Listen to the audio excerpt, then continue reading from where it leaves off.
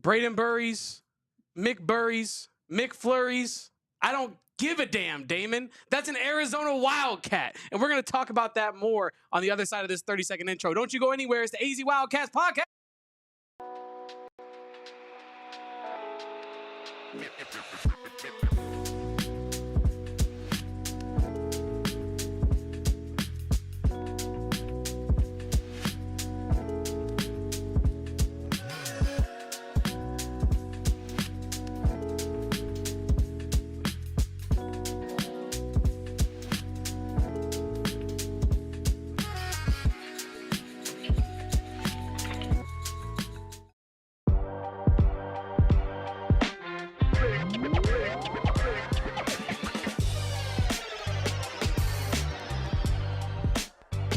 Welcome on in to the AZ Wildcats podcast. I am Damon Fairall. He is Kevin Thomas.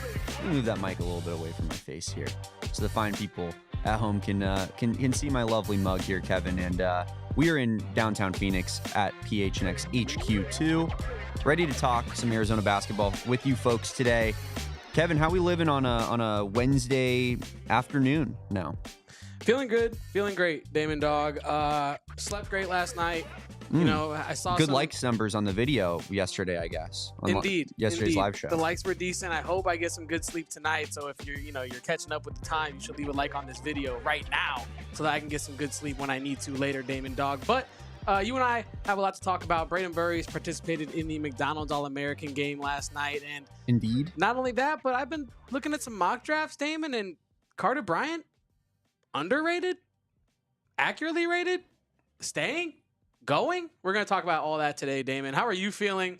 I'm feeling good. A little hungry. Maybe I need some spinatos in me, but I'm feeling good today, Damon. How are you feeling? Feeling good. I just saw your show tweet right now and realized that me and you might as well have just crafted up the exact same tweet as one another, which is pretty funny. But yeah, I mean, I listen, it's always interesting in the world of Arizona athletics, Kevin. We've been talking about it, off air, just how crazy everything's been from a news perspective. And with our luck, Brayden Burries will be committing on Saturday morning at 9:30 a.m. approximately when, we're catching up on some sleep from another long week here at PHNX. But yeah, it's been a flurry of news and information in the Arizona world recently, Kevin, and tough to keep up with, but keeps things interesting, keeps you on your toes. Rather have some news than no news, Damon Dog. You know what Very I mean? Fair. I guess in the transfer portal, you'd rather have no news than some news, but you get my point here, right? Rather have stuff to talk about than nothing to talk about, Damon.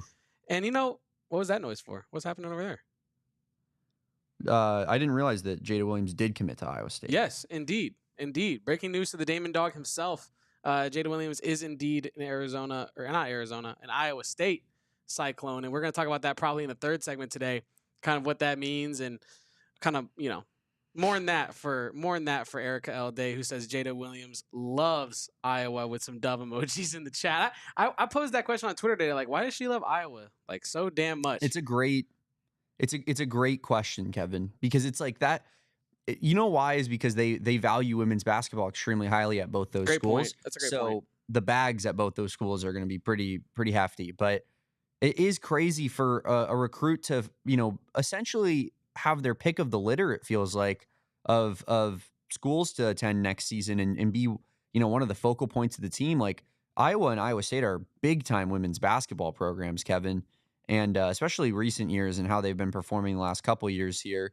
Caitlin Clark, obviously, Audi Crooks, like there's some stars that are at those schools, and it seems Jada figures to get some of the share of the NIL funds that they have available for that program now that Audi Crooks, I believe, is out the door with no more eligibility.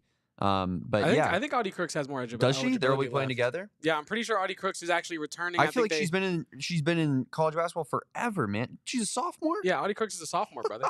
Yeah. That's crazy. But yeah, and they were able to keep her out of a fun team. They were able to keep her out of the portal. We could just do the Iowa State talk real quick off the top. Let things build into the Brayden Burries because we're already kind of on it, Damon. But yeah, Audi Crooks, it seems like Iowa State kind of gave her the bag to stay there. They're also keeping Addie Brown on the roster as well, Damon. So Jada Williams is joining a strong Iowa State team. They were an 11th seed in the NCAA tournament this season. Got eliminated in the round of 64 to Michigan this year. So hopefully an improvement next season and coming on. Hopefully for Jada Williams is an improvement next season for Iowa State. And also I want to mention that she's joining an incoming class of a pretty talented group of players. Iowa State has a couple of recruits coming in that are highly touted. One that's Danish and was named the most outstanding young talent of the year in Denmark, Damon. So yeah, a very, very talented squad. They got a state thrower like in the track and field route coming in as well. So yeah, Jada Williams seemingly made a solid choice, and all we can do is root her on and hope that she's happy in her new spot, because Jada Williams definitely was a player that a lot of Arizona fans hoped to see in an Arizona uniform next season, Damon. So it seems like she has made her choice, and it might be a good one for her as well. I had someone pose the question to me on Twitter the other day, Kevin, of is Jada Williams a bit overrated because of her the nature of how big her name is and has been in college basketball circles for a long time. Erica on her Spaces 8 p.m. every Monday said on the Spaces this week that she's been watching Jada since middle school. Like, she's been a huge name forever. I do think that she's not an irreplaceable player. I think from a notoriety standpoint, and obviously the kind of the feeling that you want some continuity in the program, and she was the star of the team, like, you want her back. But I feel that maybe the profile of like a Brea Cunningham is even harder to replace than a Jada Williams, just based off of some of Jada Williams' inefficiencies. Like, I don't think she's irreplaceable, but that being said, I do think that she will likely improve a lot from going to a program that's surrounded by a lot more talent. And it's an interesting move, and sucks that we're gonna have to play against her likely 2 times next year. I'm not exactly sure what the schedule looks like, but yeah, that's what it seems like. I was gonna bring that up too. Like, how do you feel about her staying in conference as well? Could have went to the Big Ten with Iowa there, ended up Iowa State in the Big 12, Damon. So it is unfortunate that you now have to see that player multiple times a year, possibly, almost certainly if you're entering the tournament as well, Damon. Yeah. So it's a tough loss for Arizona, and it's even tougher that Williams stays in the Big 12 to kind of punish you for not utilizing her correctly in that way. I'm interested to see how the Jada Williams revenge game goes, if that is something that happens in the way that we might think it might happen. And yeah, Damon, I don't know. It's an unfortunate time for the Arizona women's basketball program, because you have such talented players entering. Quite often, actually, talented players entering, but you can't keep the talented players, it seems. The talented players don't want to stay at Arizona, it seems, and that is a quite unfortunate thing, Damon Dog. And I don't know where Adia Barnes, we talked about this when Jada Williams entered the portal, when Brea Cunningham entered the portal, when Skylar Jones entered the portal, that it seems like Adia Barnes is really going to have to make a minor miracle happen to replenish some of the talent that has been lost. And she's tweeting about positive things that are going on behind the scenes that we don't know about. So it's hard to, either confirm or deny if anything's even happening, but also it's hard to know how to feel about the things going on behind the scenes, because we don't know what's going on behind the scenes. Rumors that Adia has secured a substantial recruit or some sort of transfer player are starting to circle because of the tweets that she has been putting out about, oh, this is a good day, or good news coming soon, or things along those lines. And then you lose Lauren Swan, like Erica mentions here in the chat. Yeah, and that's the one that hurts, because all of these positive things going on. Yeah. Exactly, all these positive things going on, or negative things going on, I should say. That Adia is kind of being like, well, we have good news coming soon, and then you lose Lauren Swan, and it's like, well, the good news had better be incredible news, because a lot of the bad news, it seems insurmountable in the offseason that Adia Barnes has right now to fix the issues, especially with the fans, right? Like, building back good faith with the fan base, Damon. Yeah. A fan base that has stood by Adia Barnes quite, vehemently throughout throughout her tenure here. Probably why she's still here. Exactly, yeah. Her ability to put butts in the seats is likely why she still has a job at Arizona right now. And if she loses that contingency of fans that is steadfast in supporting her, I don't know where Adia Barnes goes as the Arizona basketball coach next, because if you're Adia Barnes, it doesn't seem as though, as Icy Mike calls me out for my typo in the chat earlier. But no, it seems as though, right, if you're Arizona, the amount of talent that has left, and the amount of talent that maybe can be brought in is there's such a stark gap. There's a canyon between the two things, Damon, and I don't know how Arizona can undo that. That was my point that I was trying to get to. Sorry, I got sidetracked by the hilarious comment by Icy Mike, but but like I said, if those fans that have stood by Adia Barnes abandon Adia Barnes, what does she have to hold her hat on, right? Like, what is there, like, because it's not on court performance, it's not recruiting, you know what I mean? And if the fans don't show up next season, it's not going to be, well, you bring a big crowd. So you make the decision as DRF to bring Adia Barnes back, and then you but you end up losing your three most talented players, most likely. It's quite dark times right now for the women's basketball program at Arizona, Damon. I don't know how you feel about it, but this is according to Red Headwines on Twitter. So, if it's not true, go attack him. But he says 23 players have left now. Adia Barnes' program. And a lot of players leave every program. Players leave Tommy Lloyd's program. This is the transfer portal days, but I think it's the nature in which these players are leaving. It doesn't feel like they're leaving for a Henri Veesaar, to go get a bag at a bigger program potentially, or a program that has more money. It doesn't feel like KJ Lewis, where it seems like maybe he wants, a bigger share of the, the basketball and more usage on offense, right? This feels like it's 23 players that are leaving because they can't get along with the head coach. And that's where things are a little bit fishy and make you raise your eyebrows, Kevin. But yeah, I mean, here's the bright side of it, and we can kind of cap it off here.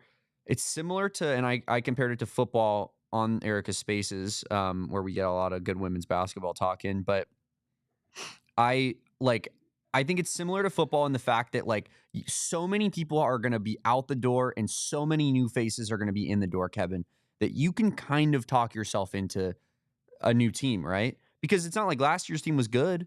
So it's like, I don't care that everybody on the football team left. Like, that's like, they were bad. Let's bring in new faces. Let's see if they're better. Like, you can talk yourself into that kind of influx and exodus, if you will. But yeah, I mean, there's potential in having 1 million roster spots open, having all your NIL funds open, because all, Jada Williams, Brea Cunningham, and Lauren Swan are all gone. Like, there's a somewhat of a silver lining in this whole process, and it'll be interesting to see how Adia Barnes recruits, in the transfer portal, if she can get any big time players, and I think in particular, like, Adia goes after a lot of these big time recruits. And has in recent years, Kevin. I think she needs to go back to a little bit more like the blueprint of, like, a little bit more blue collar type players. You know what I mean? I totally agree. Gritty players. I totally agree, because what Adia Barnes, what I do give Adia Barnes credit for is that the players that stay really seem to fight for the program. I don't know, and I'm not saying that, like, off the court they're, like, putting on the cape for Arizona, but I am saying that on the court, like, when Adia Barnes was winning games with, like, 6 players. You know what I mean? Like, that's not just an Adia Barnes thing. That is a buy-in thing as well, right? So I think there are things you can build on, and it's clear that Adia Barnes can coach well towards, like, grit, and can coach well towards fight, and can kind of harbor that just tenacity within a locker room, right, Damon? And I feel like if you're Adia Barnes, that's what you have to dive in on, because you're not a roster that a talented player would want to just come to and feel like they could fit in and start contributing to winning on. You're a roster that needs a hard reset, and you're a roster that's going to be an underdog a lot this season. And underdogs a lot of times win just by pure effort, Damon Dog. So I feel like that's a good point by you, that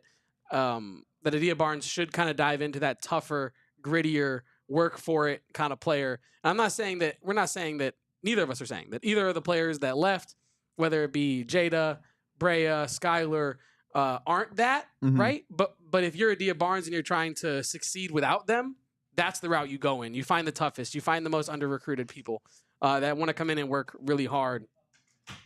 And yeah, Erica says here in the chat, it's really weird when you think about the 10 toes down mentality that this team had just last season. That same team has left her behind.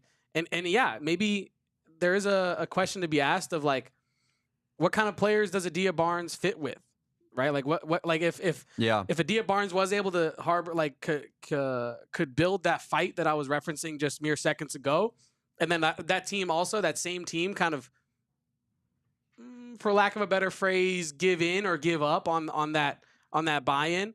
Damon, what does that say? Lack of a better, they kind of quit. Yeah, I just didn't. I guess I was debating on if there was a better term, but I came down to like if your coach is going into the WBIT saying, yeah, we knew the result. Like, we knew the result. We didn't want to be here. We didn't expect to win. Like, that stuff. Like, that stuff that if your coach is saying that, there's no way your players have buy-in. There just isn't.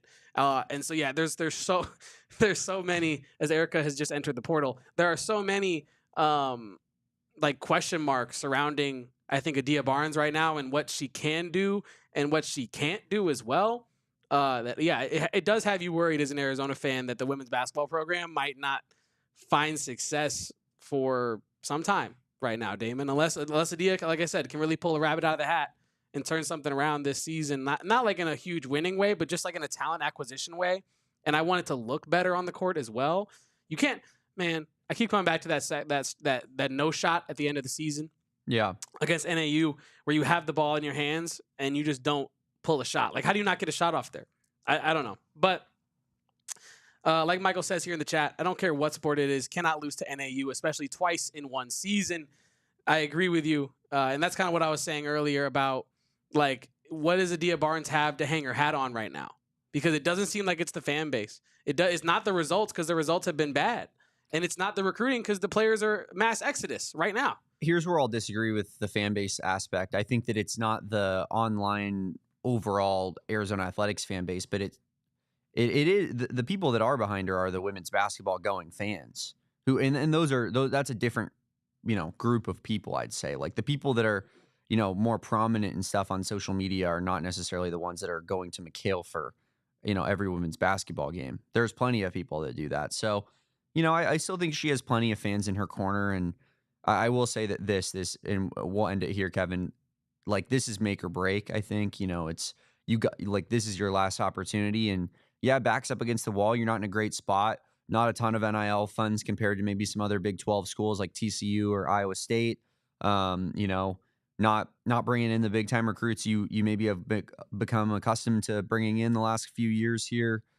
You lost most of the talent on this roster and don't really have anything to fall back on at this point. Like, it's a clean slate, but there's also a lot of pressure on this season and how she kind of recruits this portal process. So yeah, big stakes here for Adia Barnes and Arizona women's basketball. We're going to talk about Brayden Burries, what he did last night in the McDonald's All-American game.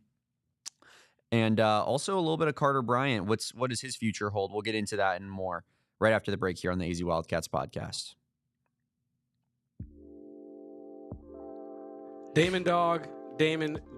One thing that I want to talk about today is our friends over at Branded Bills, because I don't know if you saw in the chat earlier, my mom, who delivers mail for USPS, said, please help, because she delivered a hat and it wasn't a Branded Bills. And I have a question for that person that she delivered the hat to. What are you doing not wearing a Branded Bills? You have the chance to wear the most comfortable, stylish hat on the market. That is Branded Bills. And it's even a better way to elevate your brand with our friends over at Branded Bills. Whether you need snapbacks, truckers, fitteds, anything, beanies, t-shirts, like, Branded Bills has it all. And they're willing to update their designs as you go. They came into our office, very kind people, asked me and Damon, what kind of stuff do you want to see on an Arizona hat? Really took our ideas into consideration. Damon even toured their facilities over there, made his own custom hat. He was a really cool guy. I was sick that day, not a cool guy, so I could not attend. But it's even better. It's a local company. They were founded in Mesa, Arizona. So head to brandedbills.com, use code PHNX for 20% off your first order. Start looking more stylish today. Elevate your brand with Branded Bills. Let's talk about our friends over at Gila River Resorts and Casinos. Guys, we have a Cardinals draft day watch party going on at Gila River Resorts and Casinos at the Upper Deck Bar and Grill. And it is going to be on April 24th on that Thursday, day one of the NFL draft. It's going to be an awesome time. Join Johnny, join Bo, and the Cardinals crew, plus diehards at Gila River Resorts and Casinos Wild Horse Pass, and hang out for the live show and the accompanying food, drinks, and just good times that we're going to have presented by Circle K and Gila River. Your $99 ticket will include free food and drink, all you can eat food and drink. I shouldn't say free, but drink tickets, 21 plus only, raffle tickets, and great giveaways. Diehards also receive 20% off. So come hang out, come see where T-Mac gets drafted. Maybe Jonah sneaks his way into the back of that first round. But regardless, if you can't make it out to the draft party, Gila River Resorts and Casinos is the place to be this summer in the state of Arizona. All kinds of concerts going on. Great air conditioning, Kevin. That's something that they have there at Gila River Resorts and Casinos in their 4 locations. And it's just the best place to gamble. So I'll be there. You should come hang out too. You do you at Gila River Resorts and Casinos. Visit playathila.com for more details. I'm actually thinking about going out to Gila for my girlfriend's birthday, having a nice little staycation. Why not? Staycation with the girl at Gila River. I think that'd be a beautiful scene. I don't think I genuinely don't think it gets any better than that, Kevin. I don't. I mean, the coin purse isn't super deep right now. Yeah. But even if I had the coin, I don't know if I'm booking a flight. I might just have a staycation to celebrate my girl's birthday at Gila River, because that is the place to be, Damon. Yeah. But you know where else is the place to be? The McDonald's All-American game? I was going to say the McHale Center, but one certain McDonald's All-American might be making his way to the McHale Center pretty soon. We know Koa Peat will be doing that here this fall, and hopefully Brayden Burries will become an Arizona Wildcat, Damon. I know he didn't really, shine or show out in the McDonald's All-American game. He did have that one dunk. Yeah. That was kind of making waves on social media. But where he really shined this week, Damon, was in like the pressers, was in the media availability. When people were asking him about his commitment, and he said, I'll probably commit, because he had kind of indicated that a commitment was imminent a couple weeks back, and it has since been postponed to he'll likely to commit sometime maybe next week here. But it really could happen at any moment, Damon. And how are you feeling after the McDonald's All-American game? What stood out to you about his showing this week? Not only in the game on the court, but also off the court, just, speaking to the media. Well, Brayden Burries played 15 minutes last night, scored 6 points on 3 of 8 shooting from the field, had a breakaway transition dunk, which was good to see. I felt like, and maybe this is unimportant, but, if he's a combo guard, he's not necessarily like your prototypical NBA size shooting guard, I would say, Kevin. So his ability to rise up and get vertical, I think, is pretty important for this team. And like Caleb Love had that, right? Like Caleb Love could fly to the basket and really rise up. So, I think it was that he's factoring into that role. So his leaping ability, his dunking ability is good to see. But obviously, don't take too much stock into a breakaway dunk. That being said, I think really where he shined, Kevin, and I know you said it was in the availability, but he had some pretty solid practices according to the people that were out there watching, scouting, and privy to the information. There was a report that some NBA teams were impressed by what they saw from Brayden Burries out at practices, out at the scrimmages. There's been some highlights dropping, Kevin, throughout the week of Brayden Burries kind of in the practices and him just kind of getting to work. So, yeah, I mean, I saw a list too, Kevin, that was, and we should have grabbed this for the show, so that's on me, but someone did a top 10 performers at the McDonald's game, and he was 10th on it. So, I think he performed admirably. It's obviously the group of what McDonald's and Co. deems to be the best high school players in the entire country. So, him not necessarily shining out and being a star isn't the end of the world. A lot of talent on that court, but it seems like throughout the week in general, Kevin, that he had himself a solid handful of practices there. Yeah, and nothing more you want to see from an up-and-coming prospect than them balling out against their own level of competition, right? Because sometimes you never know with these guys. Yeah. In terms of especially high school ball, where you're coming from being the man everywhere, every game you play. Now, I know that he has played a higher level of competition than maybe some of his counterparts in the game, right? But you just never know, right? Until you get up against the top of the top competition, and you're getting down to commitment time. So all these guys are kind of looking to show out, do their thing, play well. Represent themselves well, and it's good to see Brayden Burries be able to comport himself in a good way there around other top tier talent. Damon, I also wanted to mention we alluded to his role and how he could possibly fit in with Arizona and kind of supplant some of the loss of Caleb Love's offense.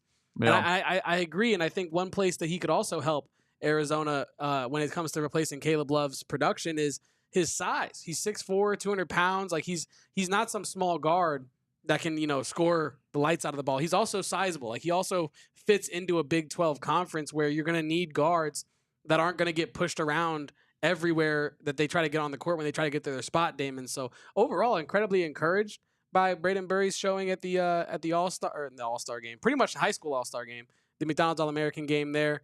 But yeah, Damon, I also wanted to mention that when I said he shined in his media appearances, it was less Brayden Burries shining and more the fact that Koa Peat seems so dead set on getting apparently his good friend Brayden Burries to Arizona. Not only that, the Bryce James connection there as well. He wasn't at the McDonald's All-American game, clearly. But there's just so many connections between Brayden Burries and Arizona and Koa Peat being right there, not able to play in the game because he's still 2 weeks away from being back from being in a hand brace because of a broken hand he played through. But he is back to shooting. And, yeah, just having Koa Peat at that event I feel like is huge for Arizona, huge for their recruitment of Brayden Burries. Definitely. Do you feel hot, cold, warm towards Brayden Burries committing to Arizona? I know you don't have like the insider, insight. You're not talking to him every day.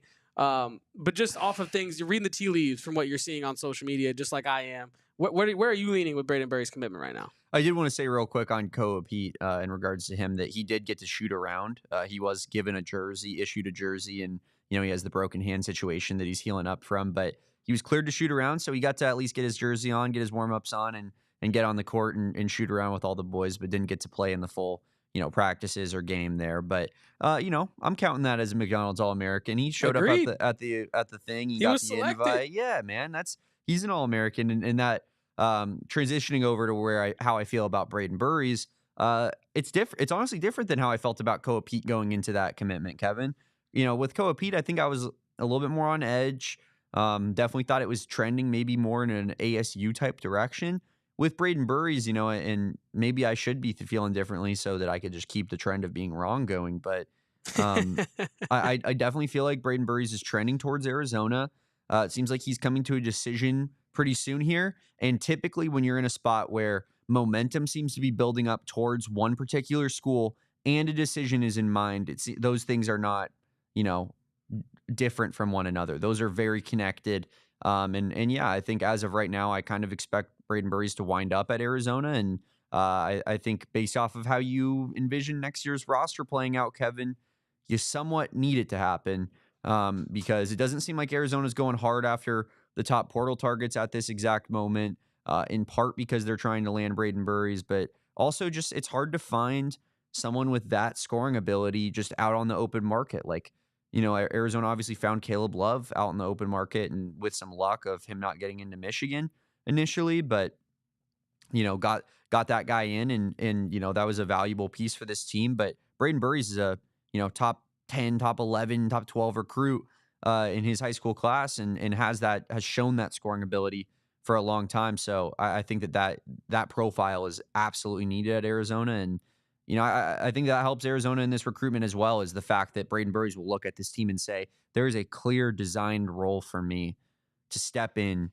and play, maybe not have the usage that Caleb Love had, but step below that and get to see the ball a lot at a premier program, have the ball in your hands quite a bit. So, I'm feeling good about it right now, Kevin. And yeah, I think Arizona fans should be too.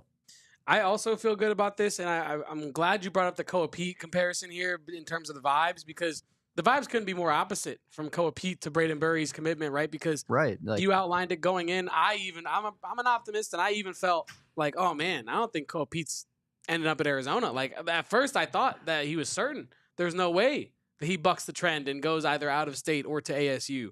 But then as things got closer and closer to the actual commitment date, the vibe started to shift. Rumors started to spread. But this one is the complete opposite, right? Brayden Burries, I feel like we went from, Arizona's in it. It didn't feel like there was a real leader in the clubhouse from like a vibe standpoint, right? Mm-hmm. And all of a sudden, I couldn't feel any more like confident. Obviously, like things could change and he could go somewhere else. I hope not. But, I'm not saying with any certainty, right? But like the wind is blowing towards Brayden Burries committing to Arizona. And certainly feels that way. And you mentioned the fit that he could have here. I don't think that there is a better. I mean, obviously we could look through every team in the country and debate it, right? But just off the top of my head, there might not be a better spot to just walk into as a freshman than Brayden Burries walking into his spot at Arizona, because of Arizona being a competitor for the national title, right? Like, and by that I mean being one of the last Sweet 16 teams, right? You're in it right at that point. Yeah. Your premier program. You're going to be one of the 2 probably most talented guards on the team. And I think that like that kind of stuff, like it's not like he's just walking into a high usage role at like a mid-tier program that maybe if he's like one of the best freshmen in the country, maybe that program makes the tournament and maybe wins a game or maybe a second game. This is a school where if Brayden Burries is who we think he might be and he walks into Arizona, the fit that he could have with that offense and using his size on the other end, that is I think probably the one thing we haven't spoken about much is the defensive end, but that's yet to be seen. There might not be a better spot for him to just walk into, right? I think that when you look at joining Koa Peat, potentially, we're going to talk about it after the next break, potentially Carter Bryant returning. You might be joining him. There's just so much talent here that with so many tools for a guard to work with. You know, there might not be a better situation for Brayden Burries than Arizona. Yeah, I definitely don't think there is. And you know, one of the other things Brayden Burries talked about, Koa Peat doing his best to try to recruit Brayden Burries to kind of join him in Tucson. But you also have Elijah Arenas, who we're very familiar with, doing the same thing for USC. And that was the other thing that kind of came out of all this like press availability, media availability for these guys is I think he was sitting right next to Elijah Arenas when he said it, that Eric Musselman and Elijah are trying to do everything they can to get Brayden to stay home in Southern California. And that is where I look at it and say, what an awful fit, right? Like I'm not trying to, maybe he goes there, maybe it works out, but like we're talking about, you're getting like 2 of the, you know, I don't know, I have to look at the rankings real quick, but I'm guessing 2 of the, you know, 3 to 4 best combo guards in this class on the same team. That just doesn't sound like a recipe for success to me, Kevin, but that sounds like Phoenix Suns basketball. Like, I don't know if you disagree with that, but like, it's just like, how many primary scorers can you have on one team? And, you know, I think Brayden Burries fits that role at Arizona so well because Jaden Bradley doesn't want that. I think you're in need of a small forward right now, but even if Carter Bryant comes back, like he's not exactly like, that's not his job. He's not trying to, you know, light up the scoreboard. You know, Tobe Awaka, that's not his role. Maybe it's Krivas's role. Like maybe his role is scoring, right? Because I don't really know what else you would designate as his role. But I think you need a backcourt player that is their primary thing is they can put the ball in the hoop. And that's where Brayden Burries comes in. You know, you look at a USC, I'm sure that they have like Elijah Arenas is that guy, but I feel like they have other guys that, you know, they could have in that role as well. I think that'd be kind of crazy to look at the guy who like almost was competing with you for this spot, right? Because it's been rumored that Arizona kind of cooled off on Elijah Arenas towards the end because they wanted to focus more on Brayden Burries. And they thought that, I feel like Tommy does this a lot where it's like, if he has an ideal target in mind, right? He doesn't settle for less than that. Like he goes after the guy that he wants the absolute most. And if that doesn't work out, it doesn't work out. And I think this is another situation just like that. I think that's very well put, Damon. And also what terrifies me about the Elijah Arenas thing is like, if Arizona cools off on Elijah Arenas, bringing home, you know what I mean? Cools off on the idea of bringing home Elijah Arenas to Arizona where his father played and having that like double generation situation go down, only to possibly lose out on Brayden Burries, who you cooled off on Elijah Arenas for Brayden Burries to maybe go pair up with Elijah Arenas somewhere else.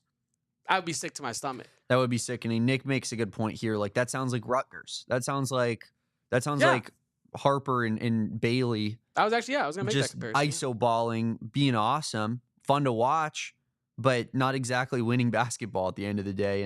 And Kevin, this just made me sick right now. That's why I had this face. I looked up USC's signed commits real quick because I just wanted to see what else they got going on in their recruiting class.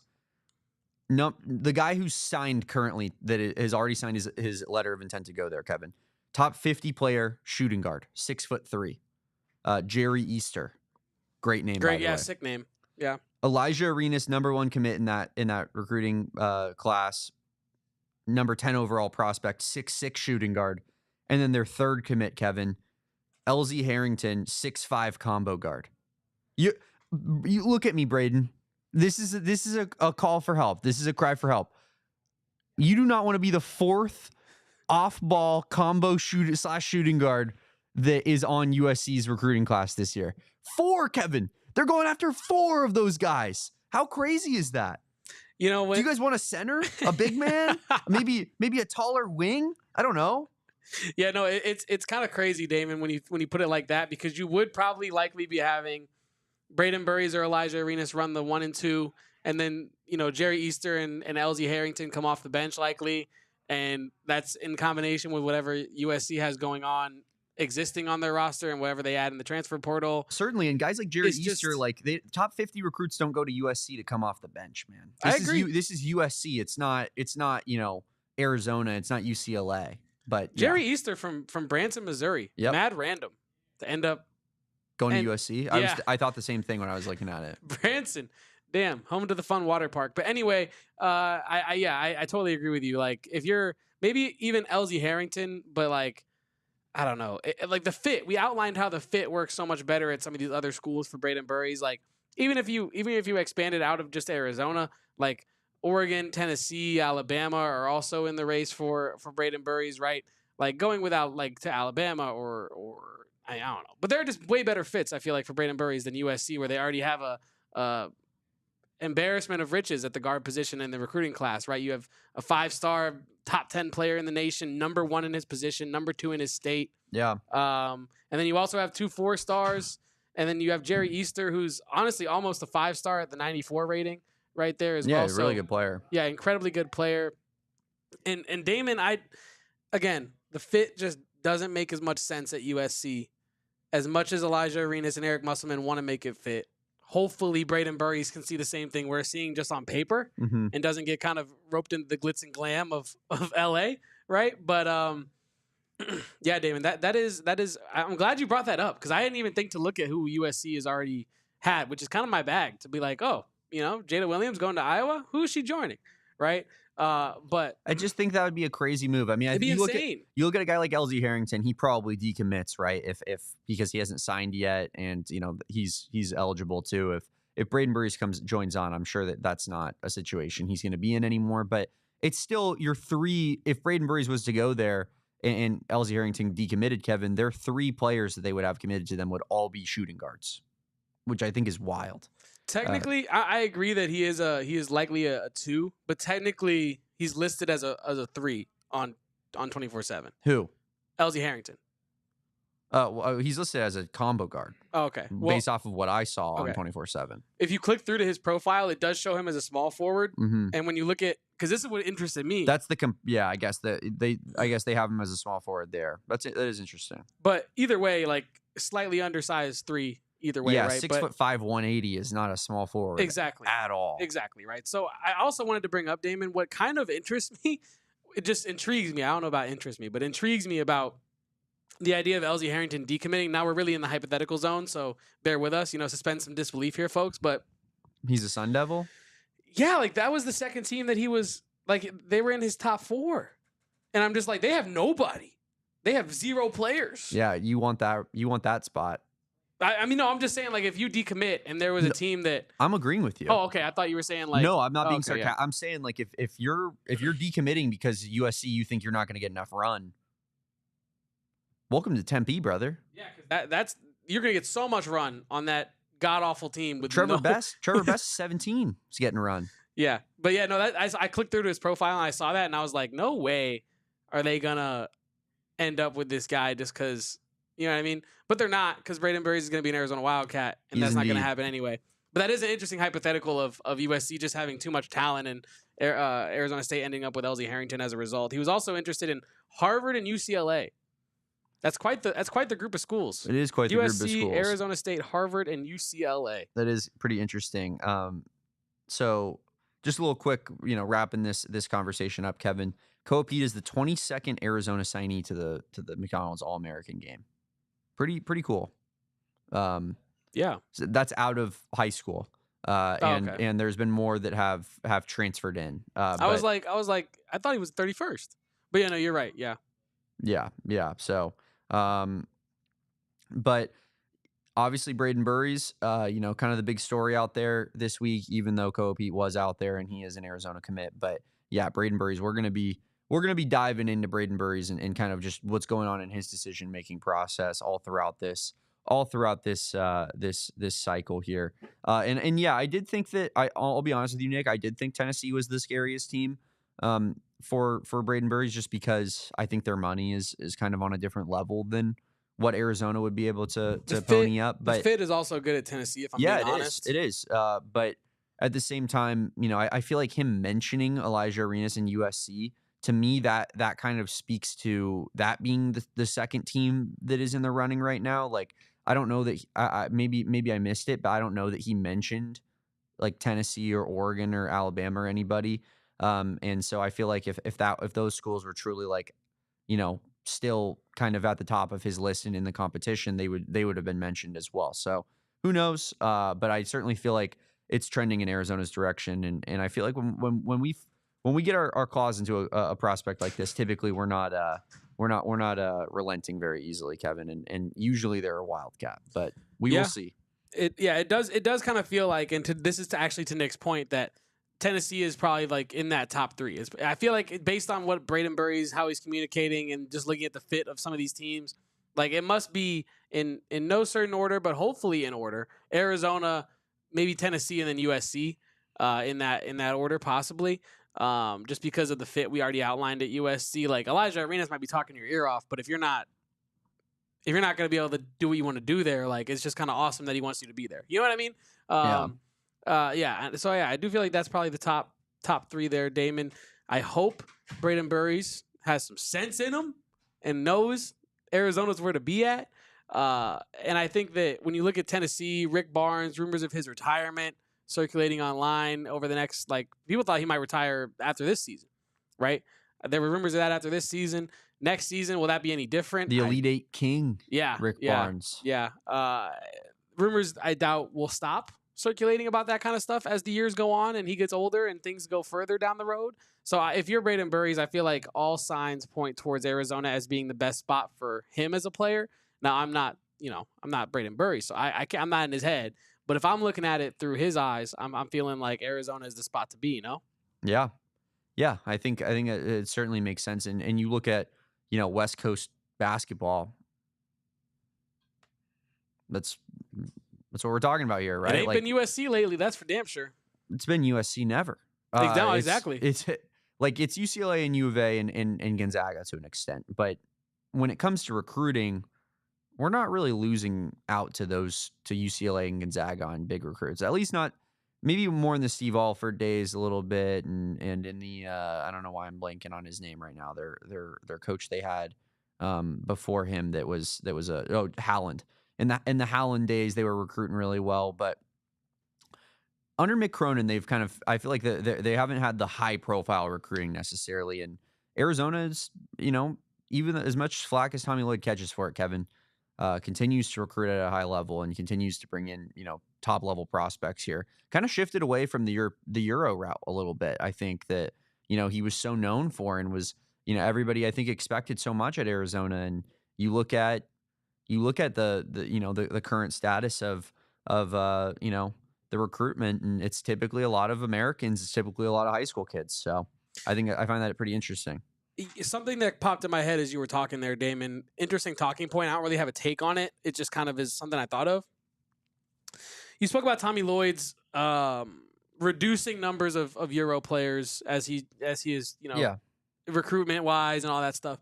How much of that do you think is him coming to Arizona as a first year head coach after being the international recruitment guy at Gonzaga and just simply not having the inroads with high school coaches and with AAU coaches yet, or having like the connections, right? Yeah. Like I was listening to, our good friend Anthony Totri this morning talk about how, and also Ralph Ambiston as well, who does great work, but they were talking about how Bobby Hurley, for example, has no connections to anyone. Outside, from a recruiting standpoint, he does not build the inroads to go get players. He doesn't. Bobby's not chumming it up with people. Nah, that's what the people are saying, that he's not doing that. He's never done that. Actually, I think he actually might be Bobby. Relying on his own coattails. He might be trying to ride his own coattails, which is kind of crazy. My point with saying all that, real quick. I feel like Bobby does the Bobby does the Pat Riley style, Yeah. like with LeBron in the meeting, like drop the bag of rings Yeah. on the table. And but it's all like ring pops. it's just one ring, and it's like, Bobby, when did you win that? Oh, I was a player in 1985, and here are my highlights. And yeah, it's a little blurry, and yeah, the McDouble from McDonald's with 89 cents. Yeah, of course. yeah, there's Vietnam War Propaganda in the commercials background going on and at commercial breaks. But yeah, no, yeah, I know that didn't happen in the 80s. Yeah, no one come after me. We're just joking. But my point by bringing up Bobby Hurley with all that is like I think part of what Tommy Lloyd's strategy was when he got to Arizona was, I'm going to do what I do best, and that's recruit international talent. And also to Ryan Neal's point, Aristode is technically international as well. I don't think we should count him though, because I think that's like Tommy got known, made his name in this, right, at Gonzaga and whatnot, Kevin, of finding guys that were literally overseas, Veesaar types, right? Krivos types, Kirk Risa types, even though that was a Sean Miller recruit. But it's those guys that Tommy was going after. And I think that a guy like Aristode, who played high school ball in the last, like, for a while now in the United States, I think I would say is like, yes, he's from an international place, but I kind of factor that more into like a domestic recruiting, if that makes sense. No, it does. And that's kind of like what I mean, Aristode aside, like, do you think that part of the reason Tommy Lloyd has shied away from some of the international stuff is because he's only now building his recruitment inroads with certain regions and having his hotspots for where he goes to recruit and stuff like that? Yeah, I think that we miscalculated as Arizona fans, like, what his approach would be to being at this program, right? Like, when you're at Gonzaga and you're building up that program, you need all to win on the margins all you can get, because you're not getting at the start of Gonzaga's reign of dominance, in the West Coast Conference, Kevin.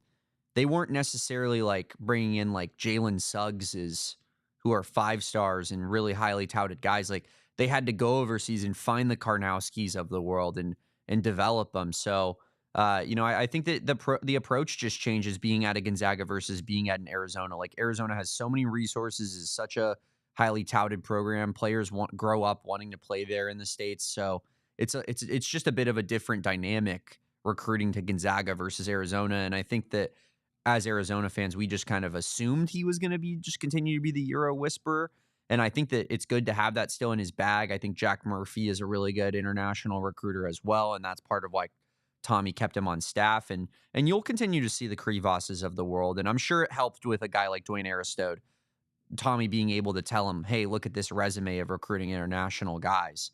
But I just think that maybe we just, maybe we undervalued what the brand of Arizona brings to the table for these recruits, I agree. And I'm also trying to verify here Len's comment here that says Conrad has entered the portal. I saw Jason Shear tweet that out, that Conrad Martinez has entered the transfer portal 13 minutes ago. Damon, thoughts, comments, concerns? I feel like this is kind of a nasty spot where it's like, I don't know. Conrad is one of those players, Kevin, where like people are drawn to him, I think, because he's it's like, oh, it's me. It's like me running out there. You know what I mean? it's as if I was a college basketball player and suited up for this team, right? So it's like I think people really like Conrad, and he's a fun story. Like, I like tweeting about Conrad when he gets in the game and it shocks all of us and whatnot. But this isn't a loss. Like, we can't sit here.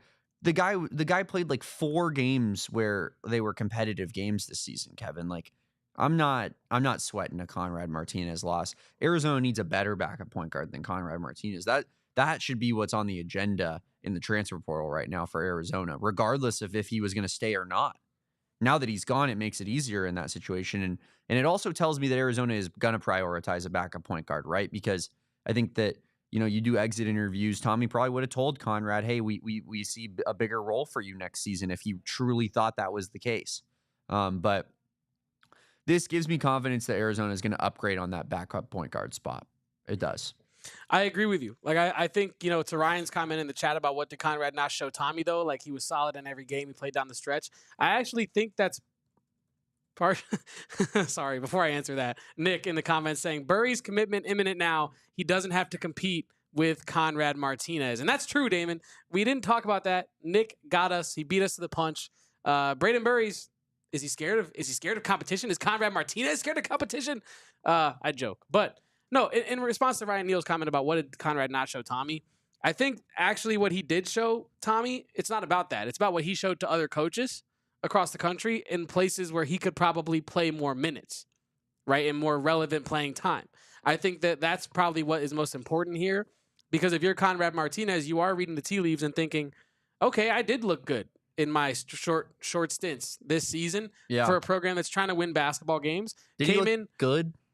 I think he didn't look bad. I'm pretty sure that times. That pass he threw against Duke has still not hit the ground. That's true, but like I can't think of like another egregious one that he had this year. My point with all that is, right, if you're Conrad Martinez, you're thinking, okay, I did what I could with my time that I was given. I showed what I can do in short stints in a way. I'm going to try to go do that for more minutes somewhere else where I can do my thing and get paid maybe a little bit more to do that thing. And also you're reading the tea leaves thinking maybe Brayden Burries commits here and maybe Carter Bryant comes. Like, you're just thinking, like, I'm not going to get the ball the next year. Like, you only get so many runs at this. You want to show what you can do. And playing, like, 1 to 2 minutes every month isn't going to do that for you. So, yeah, I don't think this is necessarily a loss for Arizona's, like, roster next season in terms of, I'll say it like this. If Conrad Martinez is a loss for the Arizona roster in 2025, 2026, that's an indictment on the 2025, 2026 Arizona roster, right? Like, certainly.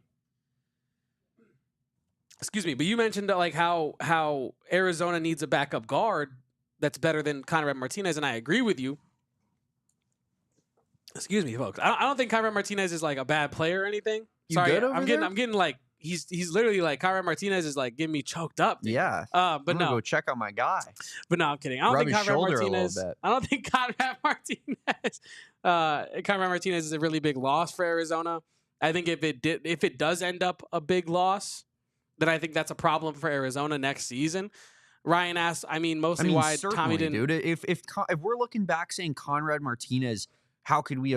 That was the downfall. Arizona of just needs Conrad Martinez in this lineup, and I just don't agree. I don't think anyone said. I think that's a complete straw man that you just made up there. I don't think anyone's saying that. My point was, no, I know that, but my point was, like, if we're sitting here next season being like, damn, we need a backup guard, where's Conrad Martinez? Like, that is not a Conrad Martinez question. That is a roster building question. But that won't happen. No one's going to say, where's Conrad? They're going to say, why didn't we recruit a backup point guard? That's my point, though.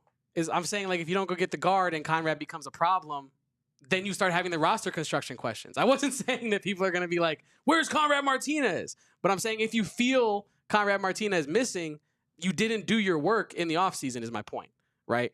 But, yeah, I think, like, the reason Tommy doesn't play Conrad as much, Ryan, is probably because Conrad can't run for as much time as you think he can run and still be mistake-free. You know what I mean? Like, Tommy's doing stuff with ADO. He can't in play terms defense, of. Man.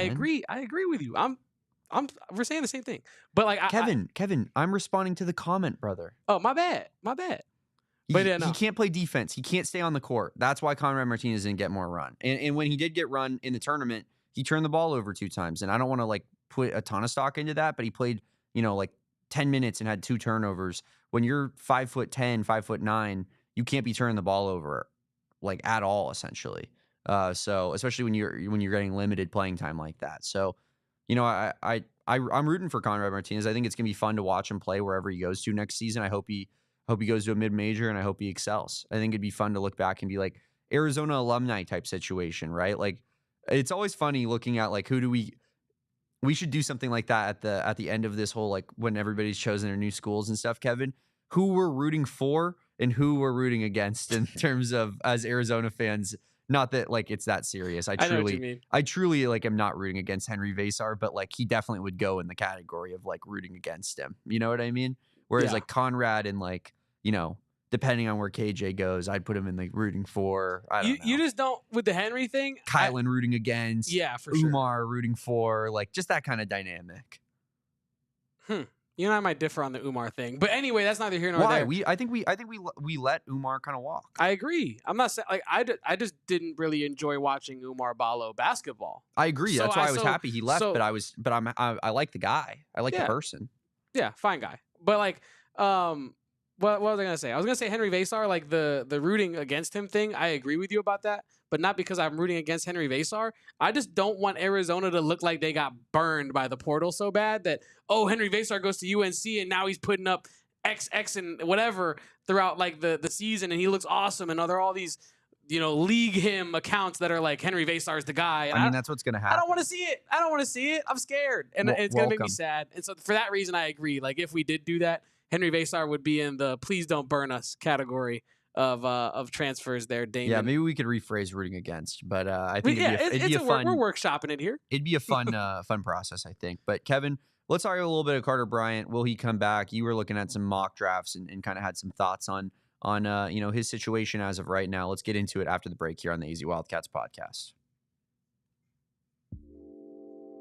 Well, Conrad Martinez, if he has a home in Arizona, he's going to have to be selling his home in Arizona. And hopefully he uses our friends over at Carol Royse Team. The Carol Royse Team, the best real estate people you can talk to in the entire industry. Very nice people. Carol Royse came into our office, spoke to all of us about the importance of home ownership, building equity, building a life that you want for yourself and your family. And that is why Carol Royse has the craziest buyback guarantee in the industry. With Carol's 18-month buyback, you can buy with peace of mind. Maybe you're not, looking for your forever home. Maybe you're just looking for your first home.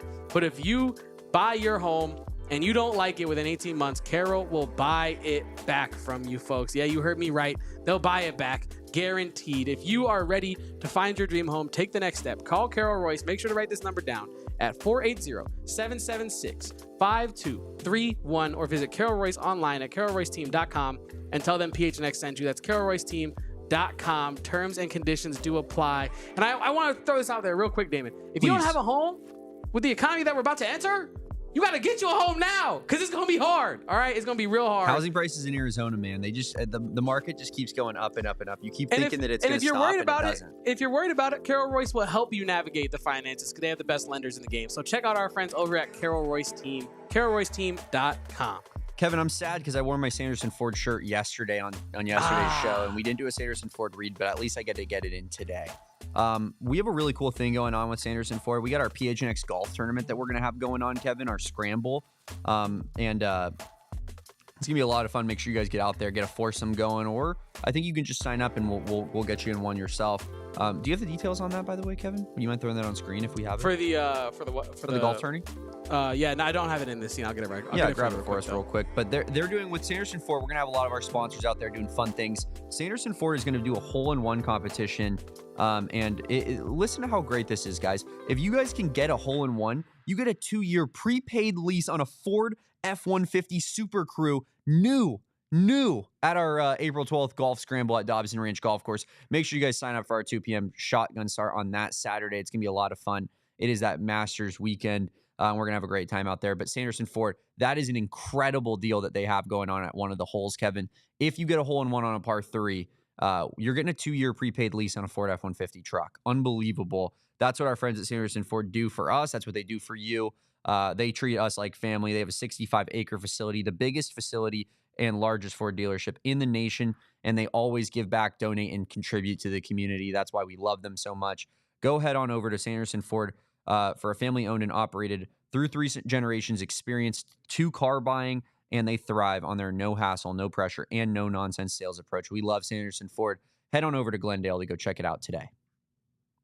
Damon, we were gonna talk a little bit of Carter Bryant at the end of this, but I almost feel like you and I could go 40 minutes on Carter Bryant, and I want to be us go long, never. Us just start yapping? Never. We don't do that. But I don't want to take advantage of these people's time. I feel like we spoke to, and we did one of these segments last night on the D-backs post-game show, right?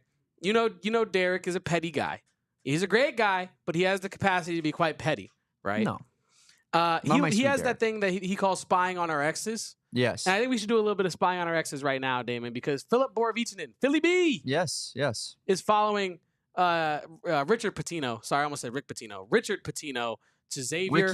Ricky P.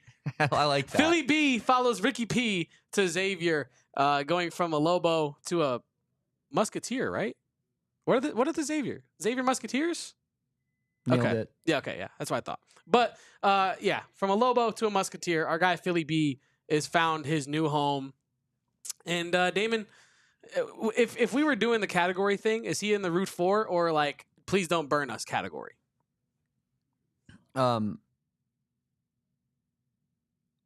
of the indifferent category. Is that weird? Like I feel like the guys Island like of Misfit Toys category. the guys like Philly B and the guys like Polly M, as I don't attempt either one of their last names. I in my opinion, Kevin, I just kind of don't really care about either one of them. Like they don't really move me like that, you know? Like what I think Polly could have probably helped this team last season, just based off the fact that there wasn't really any front court outside shooting ability outside of Henri Veesaar maybe hitting one a game. So that could have been like a help to this roster, right? But in general, like I'm not too pressed about either one of those. They don't really hold that much of my mental headspace, but it's certainly not like a Kylan Boswell situation where I'm like, oh, Illinois played tonight. Let me go see what his stat line was. Like that's the type of vibe of I'm on that side of things. And yeah, with Umar and Ballo, like that, me saying like I was rooting for him, it's more of like I'm not really checking in to see if he's doing great, but like if he does do something good, I'm like, nice, man, that's cool. But yeah, they fall in the indifferent category for me. I don't know about you.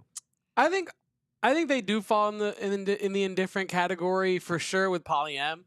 Philly B is close to the rooting for category though, because I just love saying Philly B. It was also like we kind of had a fun fan base thing going on with Philly B. That's what I'm saying. Like Yeah. I kind of just good memories. You know what I mean? Yeah. But I also wanted to mention another one of our exes here, Damon, that is in the portal and has yet to find a new home. Maybe you and I can help this person find a new home, because the West Virginia Mountaineers, I've seen some beat writers doing some Will X Virginia Mountaineers. Kirk Kriisa would make a hometown return, not Wow. hometown, but a return. And it seems unlikely is the spoiler for those articles, but they get to the conclusion that it's unlikely he returns to West Virginia. My point is, does that is Kirk Kriisa in the portal the meme where you post who want me and everyone just says no? Like is that what's happening? Because I honestly feel like a player like Kirk Kriisa, there's enough coaches in the country that could sell themselves on the idea of him being awesome that he would be swooped up in a couple days, right? Kind of like he was at West Virginia, kind of like he was at Kentucky. But now he's posting who want me, and everyone's just saying, I don't know. I think I'm good. Yeah, Damon, is that what's going on with Kirk Kriisa in your estimation? I think at this point, Kirk Kriisa, if he wants to play for a big program, is probably going to have to accept a bench role, right? So, like, no one's bringing in Kirk Kriisa to be like, man, this dude's a starter. This guy's crazy. Like, I think he shot a career best at West Virginia 2 seasons ago, so you can bank on that. Didn't play much at Kentucky because of the injury. Only played season. 9 games, yeah. And he's formally led the Pac-12 in assists before, regardless of whether or not I take a bunch of stock into that, because it was mostly it felt like post entries to Bellis and Ballo, which is like I could get those assists, but I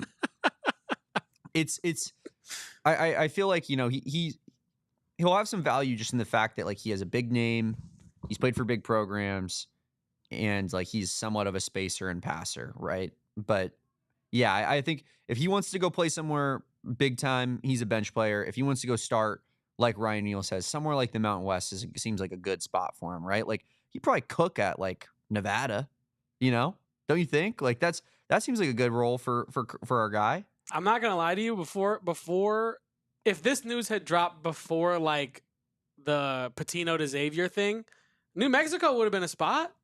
Like, you know what I'm saying? Like, great coach. Everybody could use a shooter.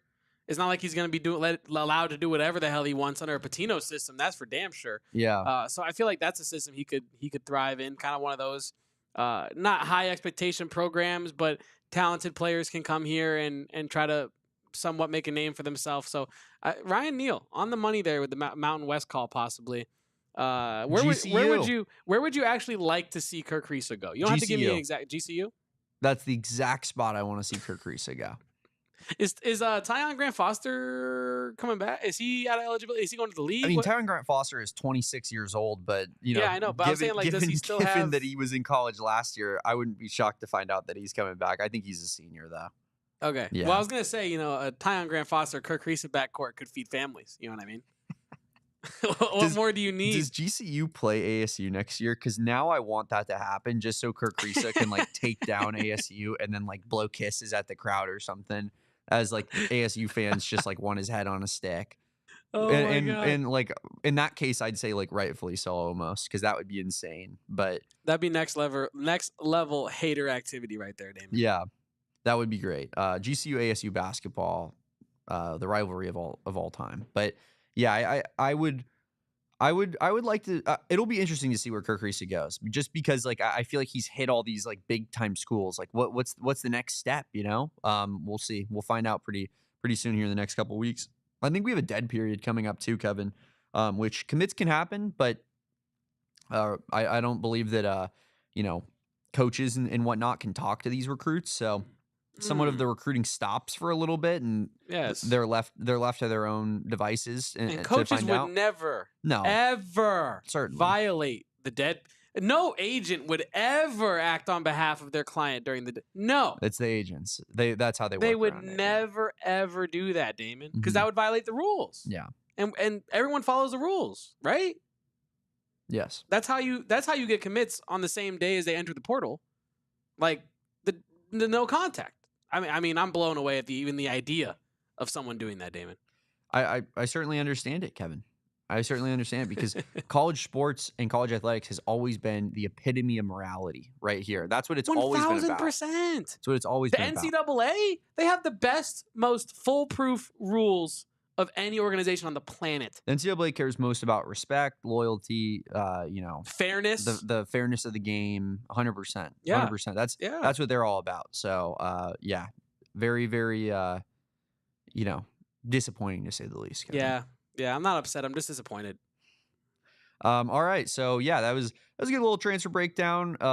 Everything that we got going on right now. Talk a little bit of women's basketball. Talk some breaking news when it comes to Conrad Martinez, which thankfully it happened during our show, which we thank you so much, Conrad, for doing so. But yeah, we'll be getting more into it. Maybe some backup point guard options for Arizona. We can maybe do some research into that and get back to you tomorrow, Kevin. Get back to the people, I should say. Me and you, Kevin, get back to the people on that tomorrow. And yeah, we'll talk more transfers as news rolls in. Henri Veesaar is on a visit to UNC today. I didn't mention that because we kind of already talked about him doing that. It's just like an official. I think someone put it as like wheels on the ground earlier in the chat. Might have been Galveston, I'm gonna guess. But Henri Veesaar on a visit today to UNC. We'll see how that plays out. If it's a same day commitment, whatever. It will be a quick process. He has a DNC, do not contact. He's known he's going to North Carolina probably for a minute now. And yeah, I expect that visit to go the way that they expect it to go. And Henri Veesaar will be a Tar Heel. Unfortunate, but probably a combination of lots of money and, competition for minutes here at Arizona versus no competition for minutes and a ton more money at North Carolina. So it makes sense. Sad to see. We will keep you updated on that. We'll keep you updated on Conrad Martinez. Any transfer targets that Arizona may have. Brayden Burries updates. Jada Williams going to Iowa State. Where will Brea Cunningham end up? Lauren Swan. We got it all. We're going to update you all throughout this transfer process. You know where to go. It is the AZ Wildcats podcast. Follow us at PHNX_Wildcats. Follow Kevin at KevoPost, KEVOPOSTS. Follow me at Damon Dog. It's DAWG. Follow our main account at PHNX_sports. And we will be back tomorrow on a Wednesday or a Thursday edition of the AZ Wildcats show at 12 p.m. Do not go anywhere. Make sure you like this video for my boy Kevin and his sleep tonight. Got good sleep last night. Needs it again tonight.